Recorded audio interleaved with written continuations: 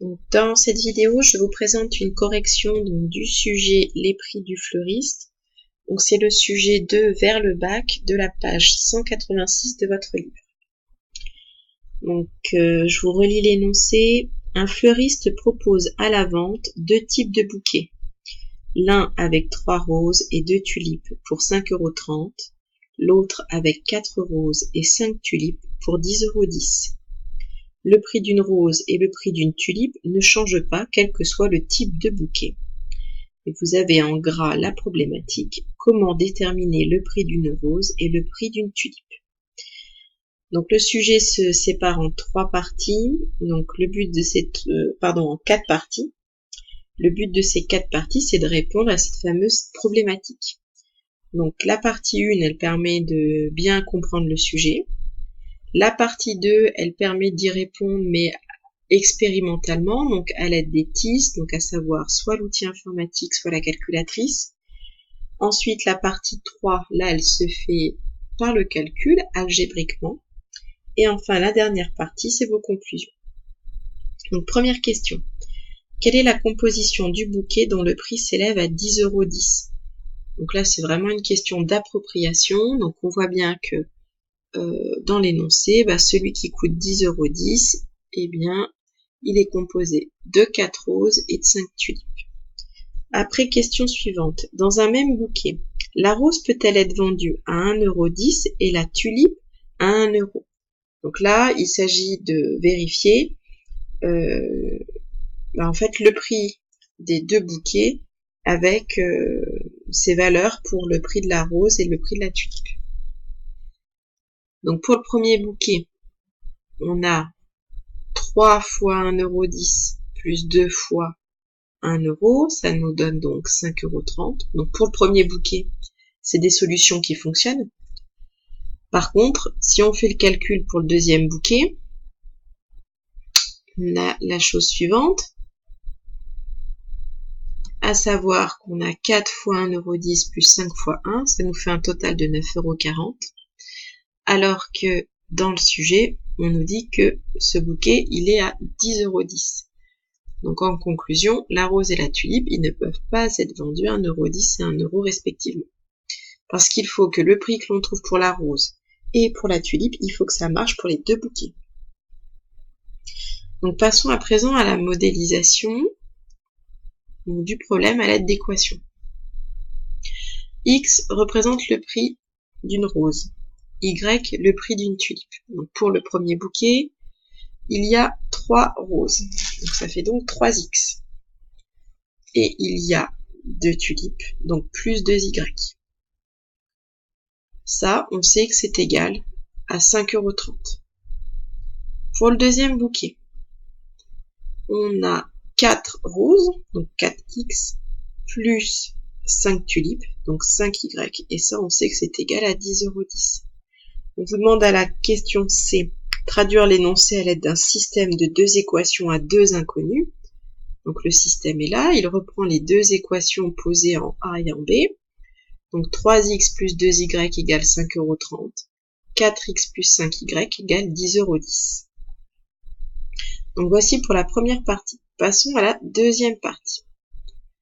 Donc pour la deuxième partie, là, on veut se retrouver dans le cas de figure.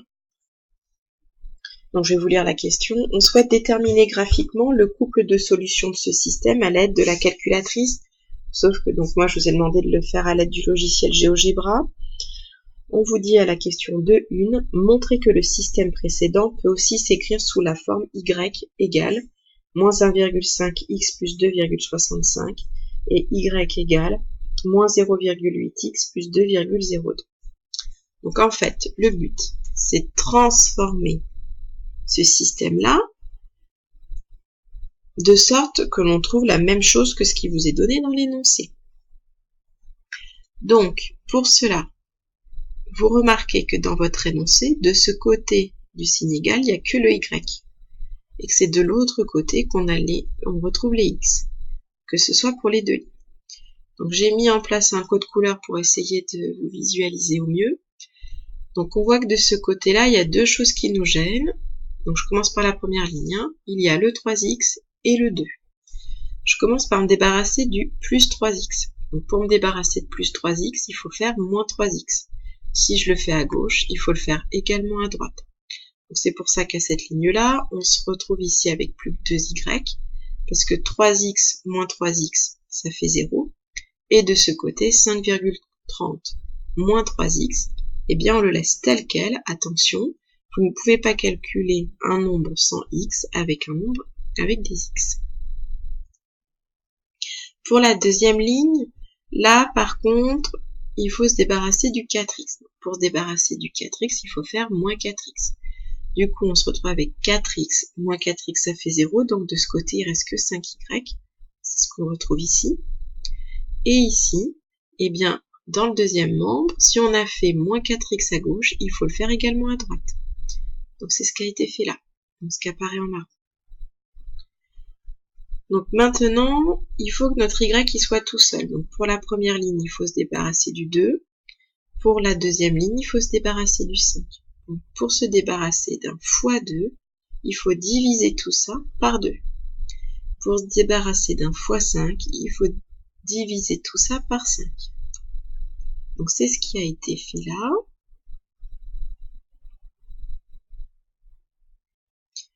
Donc là, on se retrouve bien avec 5,30 divisé par 2, moins 3 divisé par 2. Et ici, bah, la deuxième ligne, il fallait diviser par 5, donc 10,10 divisé par 5, et 4 divisé par 5. Donc 5,30 divisé par 2, ça nous donne 2,65. 3 divisé par 2, 1,5. On fait pareil, donc là, 10,10 divisé par 5, 2,02.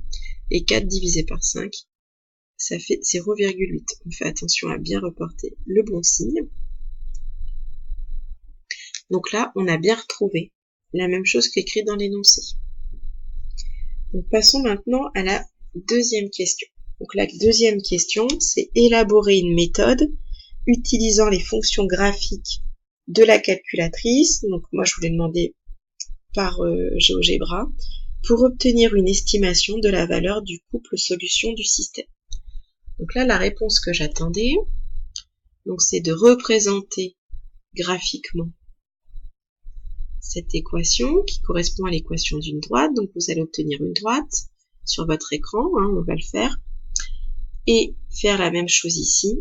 Avec celle-ci, on va obtenir une deuxième droite. Les solutions de l'équation, c'est-à-dire le x et le y qui correspondent à la fois à cette ligne-là et à la fois à cette ligne-là, ce sera les coordonnées du point de croisement des deux droites. Donc on va le faire sur GeoGebra. Donc dans ma zone de saisie, je tape ma première droite, donc y égale moins 1,5x plus 2,65. Voilà. On fait la même chose avec la deuxième équation. Donc comme je vous l'ai dit, on a bien une droite. Donc y égale moins 0,8x plus 2,02. On a une deuxième droite et on voit bien que ces deux droites se croisent. Je vous rappelle que l'on a déjà vu que pour avoir les coordonnées du point de croisement, donc on prend point, on peut même mettre intersection, et donc là, on vient le passer là. Donc j'ai les coordonnées du point A, qui est bien à l'intersection des deux droites. Donc ces coordonnées, c'est 0,9, 1,3. Je vous rappelle que le premier correspond à la valeur des x, donc c'est-à-dire ce que l'on lit sur cet axe-là, qui est l'axe des abscisses. Donc on voit bien ici que c'est 0,9. Et la deuxième valeur, c'est ce qu'on lit sur l'axe des ordonnées, donc le 1,3. Si on devait reporter ici, on est bien à peu près à 1,3. Donc sauf que là, il nous donne précisément. Ça veut donc dire que le prix X, ça correspond à la rose. Donc une rose coûte 0,90 €, donc 90 centimes. Alors que la tulipe, c'est le Y, donc 1,30 €. Donc 1 € et 30 centimes. Alors, reprenons au niveau de la correction. Donc là, on vous explique que deux méthodes sont possibles. Nous n'avons pas vu la deuxième méthode, donc c'est pour cette raison que j'ai barré. Donc là, ici, ça reprend. On trace les deux droites dont les équations ont été déterminées. Puis on recherche graphiquement les coordonnées du point d'intersection I entre les deux droites. Nous, dans GeoGebra, ça correspondait au point A. On obtient les coordonnées du point, donc 0,9, 1,3, qui correspond au couple solution du système. D'accord? Donc là, on a trouvé les solutions du système graphiquement. Passons maintenant à la partie 3. Donc partie 3, votre objectif, ça va être de résoudre le même système, mais au lieu de le faire graphiquement, on le fait algébriquement, donc par calcul. Donc pour cela, on a vu en classe donc votre but. Donc je reprends le système, on a donc 3x plus 2y égale 5,30, 4x plus 5y égale 10,10. Votre but, c'est d'éliminer une inconnue dans l'une des deux lignes. On se rend compte que là, on a un 2 et là, on a 5y. Donc si on multiplie cette ligne-là par moins 5, on va ici avoir moins 10y. Et si on multiplie celle-ci par 2, donc toute la ligne, on va avoir 10y. Comme ça, quand on va additionner les deux lignes, eh bien le moins 10y plus le 10y, ils vont se supprimer. Donc je vous ai noté le détail ici. Donc je lis, on multiplie la première équation par moins 5 et la seconde équation par 2. Donc la première, on se retrouve donc avec 3x fois moins 5 plus 2y fois moins 5 égale 5,30 fois moins 5. Il faut bien tout multiplier. Avec la deuxième, on a dit qu'on multipliait par 2. Donc 4x fois 2 plus 5y fois 2 plus 10,10 fois 2. Donc du coup, 3x fois moins 5, ça nous fait bien moins 15x. 2y fois moins 5, moins 10y. 5,30 fois moins 5, moins 26,5. Après, 4x fois 2, ça fait bien 8x. 5y fois 2, 10y. 10,10 fois 2, 20,20. Donc là, on voit bien que si on additionne maintenant ces deux lignes, les y vont disparaître. J'aurai plus qu'une seule inconnue. Donc, on additionne les deux lignes. Ça nous fait donc 8x moins 15x. Ça nous fait bien moins 7x. Moins 10y plus 10y. Ça fait 0, c'est pour ça que c'est pas noté. Moins 26,5 plus 20,20. 6,3. La deuxième ligne, je la recopie telle quelle. Maintenant, vous avez moins 7x égale 6,3. Vous savez faire. Il faut diviser par moins 7. Donc x égale 0,9. Comme à présent, vous connaissez la valeur de x, il vous suffit de remplacer ici pour trouver la valeur de y. Et vous noterez également qu'on trouve bien la même valeur que tout à l'heure, à savoir 0,9. Donc je remplace 8 fois 0,9 plus 10y égale 20,20. C'est ce qui vous est noté ici. Donc maintenant, ça vous fait plus qu'à supprimer. Donc c'est 8 fois 0,9, à savoir 7,2. Donc on le soustrait. Et après, on n'a plus qu'à diviser par 10 pour que le y se retrouve tout seul. Et on obtient 1,3. Donc je reprends ici, l'étape n'est pas notée. 8 fois 0,9, ça vous fait 7,2. Donc il faut les supprimer. Moins 7,2 à gauche, on le fait également à droite. C'est pour ça que vous vous retrouvez avec 20,20 moins 7,2, ce qui est noté là. Et ensuite, pour que le y soit tout seul, il faut diviser par 10, c'est ce qui est fait là. Et donc 1,3. Conclusion, le prix d'une rose, c'est toujours 90 centimes d'euros, et le prix d'une tulipe, c'est toujours 1,30 €.